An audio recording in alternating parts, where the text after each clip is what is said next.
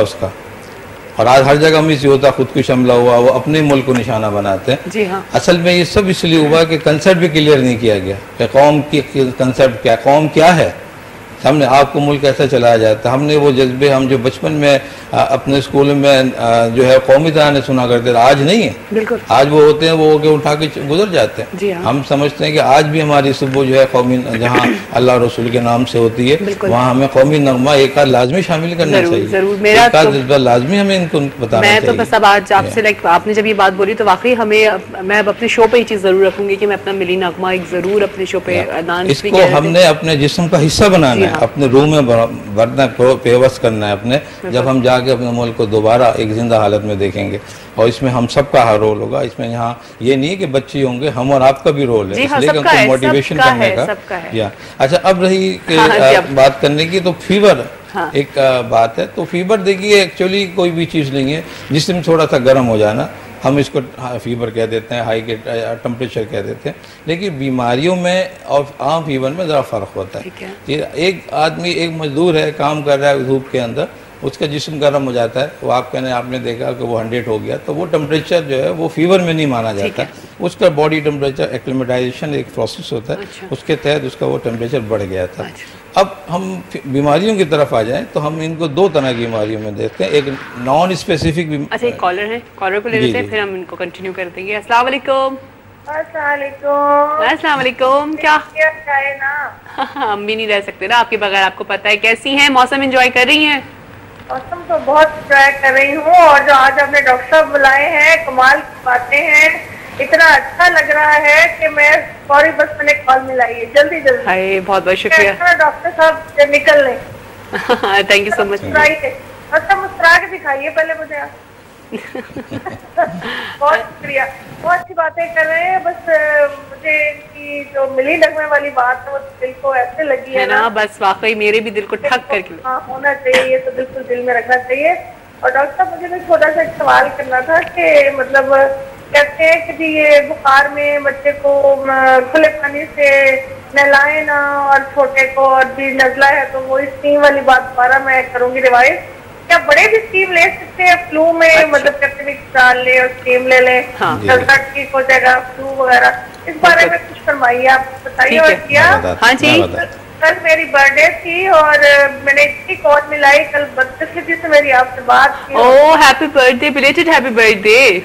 बहुत शुक्रिया, और सूरी से कहिएगा कोई अच्छा सा गाना मुझे सुनाया। जरूर, आपकी बर्थडे के हवाले से देखें, हमने सुबह बर्थडे सॉन्ग भी चलाया था, कल भी चलाया था, आज भी चलाया है। मैं नहीं सुन सकती, बस कुछ ऐसा। अच्छा, मैं अभी आपके लिए बर्थडे सॉन्ग चलवा देती हूँ, और फिर मैं सूरी से भी बोलूंगी कि वो आपके लिए अच्छा सा गाना भी चला दे। ठीक है जी? क्या फैमिली, मेरी फैमिली को क्या चाहिए, केक दोबारा भेजूं या कुछ? नहीं, थैंक यू सो मच, अल्लाह रखिए। आपकी बस दुआएं और आपका प्यार चाहिए। ये ले जी, ये आपकी कल की बर्थडे के लिए है। ठीक है, आई होप कि आपको अच्छा लगा होगा, और हमारी तरफ से आपको ये गिफ्ट है। बस हमारी दुआएं हैं आपके लिए कि आप इसी तरह से हंसती मुस्कुराती रहें और हमें इसी तरह से खुश रखा करें। आपकी कॉल हमारे लिए बहुत एनर्जेटिक कॉल होती है, तमाम कॉलर्स की, और जब आप लोग कॉल करते हैं इतनी एनर्जी देते हैं और इतना अप्रिशिएट करते हैं और एक इन्वॉल्वमेंट शो करते हैं हमारे चैनल के ऊपर, हमारे शो के ऊपर, मेरी टीम के साथ आप लोगों की इन्वॉल्वमेंट होती है, तो वो मुझे बहुत अच्छा लगता है। बस इसी तरह से हंसते रहिएगा। जी डॉक्टर साहब, पहले हम यूसुफ साहब की बात तो कंटिन्यू कर लेते हैं, फिर इनकी बात का जवाब देते हैं। कौन सी? जो हम उनका बुखार की बात कर रहे थे। असल में ये भी कुछ उसी तरह से मिलता जुलता एक क्वेश्चन था। हम फीवर को डिवाइड करते हैं नॉन स्पेसिफिक और स्पेसिफिक फीवर में। नॉन स्पेसिफिक फीवर या बुखार या टेम्परेचर वो कहलाते हैं जिनमें कोई बीमारी डायरेक्ट नहीं होती और वही उसके साथ और कोई सिम्टम या और कोई साइन नहीं मिलती।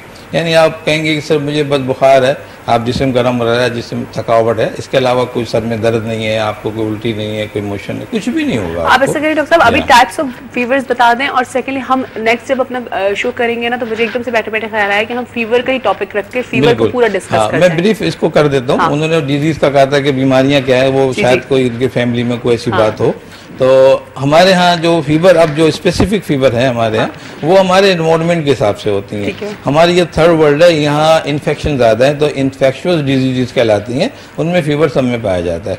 जबकि यही चीज़ बाहर के मुल्कों में इन्फेक्शन नहीं पाए जाते, तो लिहाजा वहाँ फीवर बहुत ही कम होते हैं, रेयर होते हैं। वहाँ हाइपरटेंशन है, हार्ट डिजीज़ और दूसरी चीज़ें होती हैं। अच्छा, यहाँ जो इन्फेक्शन डिजीज़ है हमारे यहाँ टाइफाइड, मलेरिया वगैरह मौजूद हैं ये, तो लिहाजा इनके साथ कोई प्रॉब्लम की बात नहीं है। ऐसे फीवर जो 6 हफ्ते से ज़्यादा हों, हम उनको क्रॉनिक फीवर में कहते हैं। अच्छा। उनमें यूजुअली कुछ खांसी वगैरह हो, ब्रोंकाइटिस हो गया, निमोनिया का हो गया, टीबी वगैरह हो जाती है। अच्छा, वो फीवर जो 3 महीने तक 6 वीक 12 वीक से ज़्यादा हो, तो उनको और डिजीज़ में हम काउंट करते हैं, उनमें कुछ सीरियस हो जाता है मसला। अच्छा, बाज फीवर एक ऐसा भी होता है कि जो साल चल रहा होता है, कहते साहब वो सालों से सही नहीं हो रही है, तो उसको हम कहते हैं pyrexia of unknown origin, PUO हम कहते हैं। वो भी फीवर के केस में, उनमें भी कुछ नहीं होता। ट्रीटमेंट सबका बिल्कुल सिंपल है, पैनाडोल की टैबलेट दे दो, पोस्टान दे दो, लेकिन बहुत से लोगों को बुखार बार-बार रिपीट हो रहा होता है। हाँ, वो डिजीज में आ जाता है। अच्छा, वो टाइफाइड, मलेरिया वगैरह को इसको डिटेक्ट कर ली जाती है। ये हो गया। अब इन्होंने कहा कि नेबुलाइज की बात करी थी, तो नेबुलाइजेशन देखिए हम जब करते हैं उसका मकसद हमारा क्या है मैं बताऊँ कि वो उसका जो है टू क्लियर द एयरवे। अब हमने नाक से किया तो नाक का जो स्टीम जा रही है ना, तो वो रास्ते को क्लियर करेगी।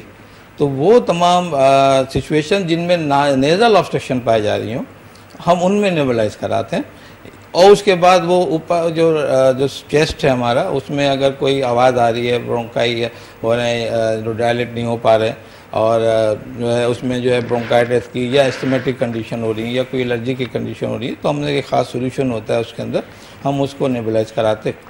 अच्छा, अगर उसकी ट्रेनिंग घर में मौजूद है और अच्छी, तो मैं समझता हूँ नेबुलाइजेशन जो है घर में भी हो जाना चाहिए। अच्छा। और करने का कोई ज़्यादा से ज़्यादा 2 मरतबा सुबह शाम ये रिकमेंड है, इससे ज़्यादा उसको नहीं करना चाहिए, इसलिए कि इसकी जो है नेबुलाइजेशन में जो सोल्यूशन है वो हार्ट प्रॉब्लम भी करता है, पैल्पिटेशन वगैरह भी करता है। जी हाँ, तो ज़रा ख्याल रखना चाहिए। इससे भी एलर्जी हो जाती है बात को, यानी बात ऐसी होती है कि उनके पूछा कि हम जो विक्स वगैरह डाल के जो नॉर्मली होता है ना कि जी लौंग के पानी से स्टीम, घरों में जो हम लोग नॉर्मली करते हैं, वो कितनी इफेक्टिव है और बच्चों के लिए भी और बड़ों के लिए? हाँ, देखिए बच्चों में तो मैं कहता हूँ अवॉइड करना चाहिए, अवॉइड करके बच्चे न्यू बॉर्न से हाथ बिल्कुल, इसके लिए कि वो गर्म पानी होता है। बाज़ औक़ात ऐसा भी हुआ है, मेरे पास खुद मेरी क्लिनिक में ऐसे लोग पेशेंट आए हैं जो बच्चे का हाथ लगाया, पानी बच्चे भी गिर गया, बिल्कुल ऐसे बन केस आए, तो बिल्कुल स्ट्रिक्टली आप उनको मना किया जाता है। लेकिन जो बड़े हैं वो कर सकते हैं, विक्स ले सकते हैं। वो सिर्फ मतलब ये कि नाक खुल जाए, थोड़ी सी ऑब्स्ट्रक्शन जो क्लियर हो जाए, ठीक है। तो बच्चों के लिए डॉक्टर साहब मना है, लेकिन बहुत सारे डॉक्टर्स तो कहते हैं कि जी स्टीम करवाएं, बच्चों को स्टीम दिलाएं, तो क्यों फिर? स्टीम बस एक ट्रेंड भी है,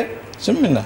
तो असल में पहले जो तमाम इनहेलर हमारे यहाँ चल रहे हैं काफ़ी अरसे से, तो इनहेलर की एक ये स्मॉल फॉर्म है, ये लिटिल फॉर्म है। अच्छा, तो नेबुलाइज कर देते हैं। ठीक है, ठीक है। अच्छा डॉक्टर साहब, हम वही सर्दियों को के हवाले से फोकस करेंगे। उन्होंने कहा था कि बाज़ बुखार होता है और बहुत ज़्यादा हम देखते हैं कि वो नाक जो है वो निकल रही है, बच्चों की नोज़ बहुत ज़्यादा ब्लॉकेज भी हो जाती है नाक में, या बच्चे कंटिन्यू, बहुत सारे बच्चे तो ऐसे होते हैं जिनको 2-2, 3-3 महीने जो है वो नज़ला हुआ होता है, नाक बहरी होती है, तो उसका क्या, उसकी क्या प्रिवेंशन? ये सब हाइजीनिक कंडीशन में आती हैं। अच्छा, देखिए वायरस कोई भी उतना प्रोलॉन्ग नहीं होता है, हार्डली सारी जितने भी ये फ्लू की जितनी डिजीज़ होती हैं, ये वायरस अमूमन कहलाती हैं, वायरस डिजीज़ कहलाती हैं, और ये सेल्फ लिमिटेड होती हैं, ये रिपीट होते हैं इनके अटैक। अच्छा, जब आप अगर इनको क्लोजली ऑब्जर्व करेंगे तो ये कहेंगे हाँ रेडा ये ठीक हो जाता है, ठीक है, 2-4-5 दिन में आते बिल्कुल ठीक हो जाएगा, फिर थोड़ी दिन से फिर दोबारा हो गया। सही। तो वो एक असल में ये ड्रॉपलेट इन्फेक्शन कहलाते हैं, यानी आप भी का नेजल का जो ड्रॉप गिरे हैं वही री इन्फेक्ट कर देते हैं, ठीक है। यानी आखिरी में जैसे लास्ट टाइम में वो फ्लू गिरा, उनको मान लो उसको उन्होंने फिर ही नहीं कर दिया,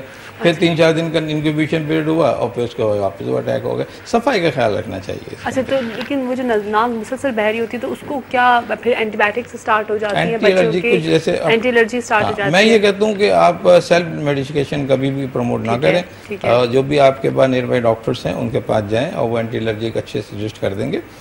उनको ये देखना होता है कि आया कि ये कंटिन्यूस एलर्जिक है, इनकी क्रॉनिक एलर्जिक चल रही है, या सिर्फ जस्ट अभी फाइट टाइम भी एक्यूट हुई है इनको, तो वो बड़े आराम से ट्रीट हो जाते हैं ये बच्चे, कोई भी प्रॉब्लम नहीं है। ठीक है। अच्छा, इस एज में जब न्यू बॉर्न्स बच्चे होते हैं तो उनको अगर कोई बीमारी अटैक करती है तो क्या वो पूरी लाइफ टाइम के लिए हो जाती है? कहते हैं कि अगर कंजेशन इस टाइम पर हो जाएगा, बच्चों को अटैक हो जाएगा, इन्फेक्शन हो जाएगा, तो सारी जिंदगी भर उनके साथ रहता है, ये बात सही है? देखिए बहुत अच्छी बात मैं इसमें बता दूं आपके इस क्वेश्चन में। हमारे पास जो छोटे बच्चे आते हैं बिल्कुल न्यू बॉर्न हैं, जो 2 दिन 4 दिन 5 हफ्ते के होते हैं, अमूमन कहते हैं नाक बंद हो रही है डॉक्टर साहब इनकी और कंजेशन बहुत हो रहा है। तो मैं एक बात ये बताऊं कि जितने बच्चे तकरीबन 4 मंथ तक हमारे जो बच्चों की जो नाक की हड्डी होती है, नेजल बोन जो है वो पूरी तरह डेवलप नहीं होती है, इसलिए उनके नेजल ऑब्स्ट्रक्शन के प्रॉब्लम क्रिएट होते हैं। अच्छा। ये आफ्टर 4 to 5 मंथ ये पूरी एनाटॉमिकल जो बोन है ये बिल्कुल फॉर्म हो जाती है, तो फिर ये प्रॉब्लम खत्म हो जाते हैं। बहुत सी बोन्स की हड्डियां जो हैं बच्चों की ये देर से डेवलप होती हैं, समझे, ऑसिफाइड होती हैं ये। और ये हर हड्डी जैसे बच्चा जब दुनिया में आता है तो उसकी तमाम चीज़ें कंप्लीट नहीं हो रही होती हैं, बोनी पॉइंट्स जो हैं वो डेवलप नहीं हुए होते, इसी तरह बोन्स की जो कार्टिलेजेस है हमारी वो डेवलप नहीं होती। तो ये बात मैं आपको बता दूं कि अगर बच्चे को हम इस पोजीशन में रखते हैं 45 के एंगल पे, ठीक है, तो बच्चे की नाक स्ट्रेट हो जाती है। अच्छा। ऐसे बच्चों को कोई नेजल ऑब्स्ट्रक्शन नहीं होगी। अच्छा। या तो ये एक बड़ी फिजिकल स्ट्रेट रखना है, थोड़ा सा आप एलिवेट कर देंगे ना ये, अब इनकी जो नेजल बोन की बिल्कुल स्ट्रेट हो जाती है बिल्कुल। अच्छा। अब हवा जा रही नाक के सीधी जा रही है अंदर। अच्छा। अब इन्होंने देखिए यूं कर दिया, नेट डाल दिया ना। हाँ। अब ये कर्व होके जा रही है। तो ये प्रॉब्लम क्रिएट होती है। ये बड़ा खूबसूरत एक, अगर आप देखें तो फिजिकली बच्चा सेट हो जाता है। सही। अच्छा, कॉलर भी है, फिर मैं हम इसी को कंटिन्यू करेंगे। अस्सलाम वालेकुम। वालेकुम अस्सलाम जी। हजारों दुआओं और प्यार के साथ बेटी को आपको कैसी हैं आप? ठीक ठाक है, अल्लाह का शुक्र। सुबह बखैर। बहुत प्यारी लग रही है, लेकिन क्या सिंपल सी लग रही है माशाल्लाह। सिंपल लग रही है। मैं मौसम को बहुत एंजॉय कर रही हूँ, आप एंजॉय कर रही हैं मौसम को? मैं तो बच्चों के साथ एंजॉय कर रही हूँ और बहुत डॉक्टर साहब आए, मुझे बहुत जरूरी बात भी पूछनी थी। जी जरूर पूछिए। बहुत दिन हुए बात करते हुए। डॉक्टर साहब मेरे बेटी के बच्चे हैं, 2 बच्चे हैं छोटे, अपने तो कहना बच्चे पाल के अपने बड़े कर लिए। ये होता है, नानी और दादी के साथ ये प्रॉब्लम होती है। अभी दोनों छोटे हैं, 2.5 साल का और एक 1 साल का है। तो मौसम भी से चेंज हो रहा है, पानी से बहुत खेलते हैं, जहाँ मौका मिला ये लोग ठंडा पानी खोल के खड़े हो गए, वो हो गए, तो सीना फौरन चक्कर जाता है। हालांकि मैं दवाओं से नहीं डालती हूँ, बहुत जैसे शहद दे दिया, चीजें दे दी, ऐसे करती हूँ, लेकिन ऐसी क्या एंटीबायोटिक में नहीं देना चाहती हूँ, लेकिन कोई सी दवा कोई सी हो जो उनको नजला फौरन हो जाता है। अच्छा, ठीक है, उनको नजला हो जाता है फौरन, वो पानी से बहुत खेती जितना बचाते हैं उतना ही पानी। बच्चों को कंट्रोल करना का मसला है ना, बच्चों को कैसे कंट्रोल करें। ठीक है, और कोई सवाल? बस बहुत सारी दुआएं आप लोगों के लिए। बहुत शुक्रिया फरजाना साहिबा। ये बिल्कुल सही बात है, बच्चे जो होते हैं वो पानी के कीड़े होते हैं। मैं तो कहती हूँ लाइक पानी देखा और भागे। इवन अब बारिश हो रही है तो बारिश में भी आज सुबह जिस तरह से मैंने अपने बच्चों को गाड़ी के अंदर डाला है ना, ये मैं जानती हूँ नहीं, हमें तो बारिश में रहना है, हमें तो वो हल्की सी रिजनिंग हो रही थी। तो किस तरह से बच्चों को पानी से बचाएं? सिंपल इसका जवाब है कि देखिए पानी से कोई बीमारी नहीं है। ठीक है, अगर पानी आपका वो स्टेलाइज है, यानी जो पानी साफ सुथरा आ रहा है, फिल्टर होके आ रहा है, वो तो बिल्कुल आप नहलाएं बच्चों को, बैठ खेलें, कोई मसला नहीं होता। सही है। 2 चीज़ों का ख्याल है कि जो पानी कहाँ जा रहा है, स्पेशली जो हम आजकल हमारे घरों में पानी आता है वो इन्फेक्टिटी होता है, तो उससे अवॉइड ही करो, या बॉयल करके आप पानी से करके और स्टेलाइज पानी से नहलाएंगे तो कभी भी कुछ नहीं होगा। एक कितना पानी स्टेलाइज करेंगे ये भी तो है ना। हाँ, नहीं मतलब कि फिल्टर होते हैं हमारे घरों में, आकर फिल्टर लगे हुए हैं, अब उन पर कोई बीमारी, रात दिन बच्चे नहाते हैं। आखिर देखिए ना, हमारे आपके भी तो बच्चे हैं ना, वो क्यों नहीं खुदा ना हंसता है, ऐसा क्यों नहीं होता समझे ना। हमने तो नहीं देखा, सालों हो गए हमने कई बच्चों को अपने डॉक्टर को दिखाया या हमने रुजू किया।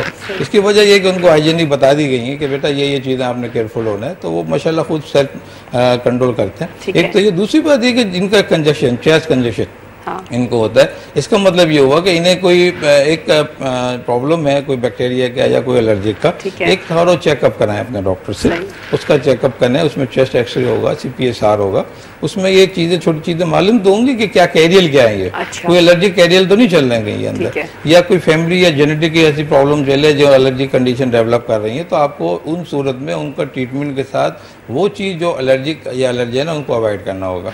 अगर वो समझ रहे हैं कि वो एलर्जन, हम समझते हैं कि वाटर कैरियल डिजीज में आ रहा है, तो हमें वाटर को केयरफुल रहना होगा। अगर हमने समझा कि वो चीज़ ऐसा नहीं है तो बच्चे आराम से बनाए, कोई मसला नहीं होता। वो हमने एलर्जी, जब एलर्जीज को डिस्कस किया था तो वो एलर्जेंस को हमने डिस्कस किया था। ये कंसेप्ट पानी में भी एलर्जेंस होते हैं, ये अटैक करते हैं बच्चों के। बिल्कुल बिल्कुल, लेकिन हमें ये देखना चाहिए कि ये ध्यान में नहीं है कि पानी से बीमारी या नहाने से हो रहा है, ऐसा कहीं नहीं है। ठीक है ना, ये बल्कि मैं तो कहता हूँ उससे और जिस्म साफ हो गया। हाँ, बच्चा और साफ सुथरा हो गया। सही बात है। वही ना, हमारे यहाँ मिथ्स बहुत सारी हैं, बहुत सारे डिफरेंट कॉन्सेप्ट्स हैं लोगों के कि ये मत करो वो मत करो। ज़ाहिर है सब प्यार करते हैं बच्चों से, तो हम कॉन्शियस हो जाते हैं कि भाई नहलाओ नहीं या बच्चों को पानी में नहीं जाने दो, लेकिन बच्चों को कैसे रोकें ये भी एक बड़ा मसला है। बिल्कुल। अच्छा सब एक गाना ही सुन लेते हैं, जरूरत नहीं है, बस केयरफुल रहें जरा। ठीक है, अच्छा एक गाना भी सुन लेते हैं। अदनान भी हमारे साथ मौजूद हैं। अभी अल्लाह रखी साहिबा की भी कॉल आई थी अदनान, तो उन्होंने कहा कि अदनान सूरी से कहेगा मेरे लिए कोई अच्छा सा गाना गा लें। उनकी बर्थडे थी कल। और मौसम बहुत खुशगवार है, तो मौसम का ये गाना हमारे तमाम